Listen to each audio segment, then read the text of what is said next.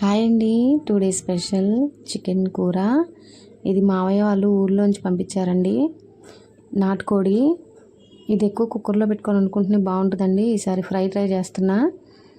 శుభ్రంగా కడిగేసి చికెన్ని కారం, ఉప్పు, పసుపు, అల్లం పేస్టు, కొత్తిమీర, నిమ్మకాయ చెక్క కలిపి 1 గంట పక్కన పెట్టుకుంటానండి.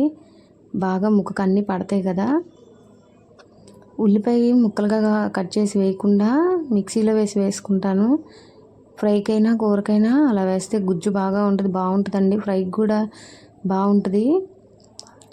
మిక్సీ పట్టేసుకొని పొయ్యి మీద బాండీ పెట్టి ఆయిల్ వేసి పచ్చిమిరకాయలు సన్నగా కోసి వేయించుకొని ఈ మిక్సీ పట్టిన ఉల్లిపాయ పేస్ట్ వేసుకొని బాగా వేగాక కలుపుకున్న కూర కూడా వేసేసుకొని కొంచెం ఒక 10 నిమిషాలు మూత పెట్టి ఉడికించుకుంటే నీళ్ళని పైకి వచ్చేస్తాయి కదా.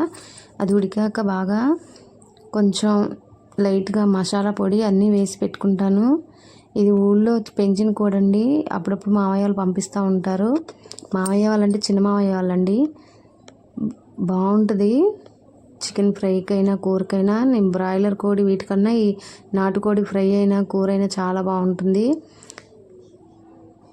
చూడండి, ఇలా వాటర్ అంతా పైకి వచ్చేసి ఆయిల్ సపరేట్ అయ్యాక ఇలా వేగాక పొడి మసాలా వేసేసుకొని బాగా దగ్గరికి అయ్యేదాకా ఫ్రై అయితే ఇలా దగ్గరికి అయ్యేదాకా ఉంచుకుంటే ఎక్కువ కుక్కర్లో వండుతానండి. చాలా వరకు కుక్కర్లోనే వండుతాయి. ఇలా నాటుకోడి తొందరగా ఉడకదు కాబట్టి. నా వీడియోస్ నచ్చితే లైక్ చేయండి. నా ఛానల్ సబ్స్క్రైబ్ చేసుకోండి.